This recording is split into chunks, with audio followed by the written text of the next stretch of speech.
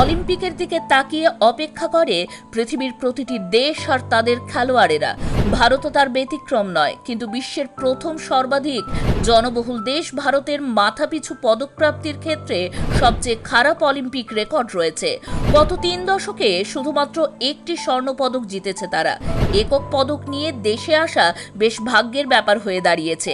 অন্যান্যদের সাথে বিশেষ করে নীরজের রূপো জেতা যেন বেশি করে চোখে আঙুল দিয়ে দেখাচ্ছে সেই হারের ছবি, যা বেশ বিতর্ক সৃষ্টি করেছে।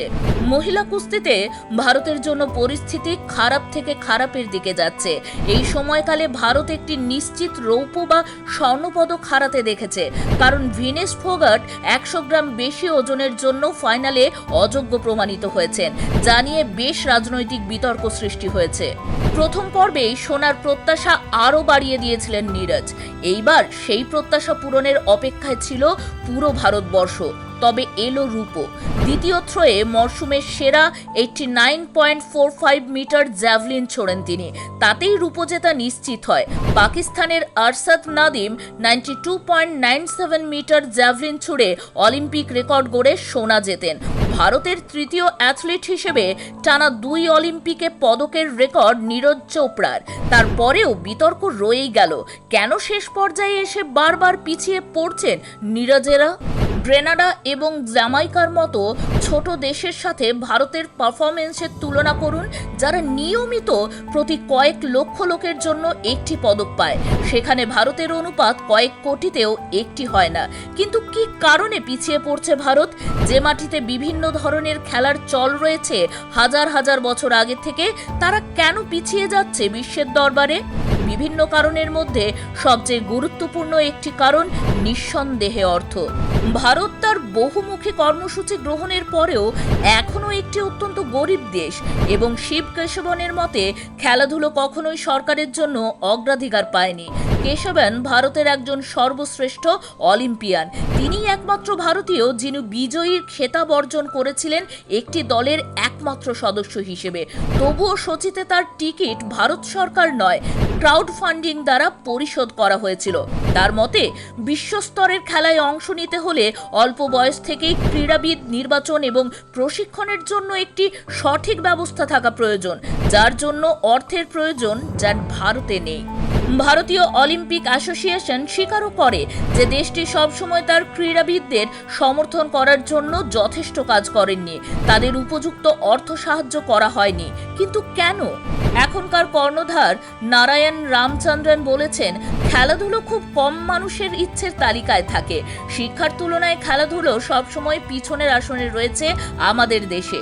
বেশিরভাগ ভারতীয় পরিবার তাদের সন্তানদের অলিম্পিয়ানদের চেয়ে চিকিৎসক, ইঞ্জিনিয়ার কিংবা সরকারি কর্মচারী হিসেবে দেখতে চান, কারণ আমাদের দেশে খেলাধুলো একটি পরিবার চালানোর জন্য প্রয়োজনীয় অর্থ কখনোই নিয়ে আসে না।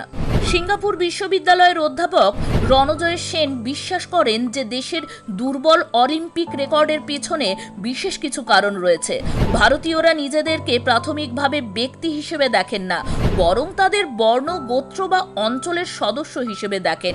এমনকি যখন লোকেরা খেলাধুলায় পারদর্শী হলেও তাদেরকে নিরুৎসাহিত করা হয়।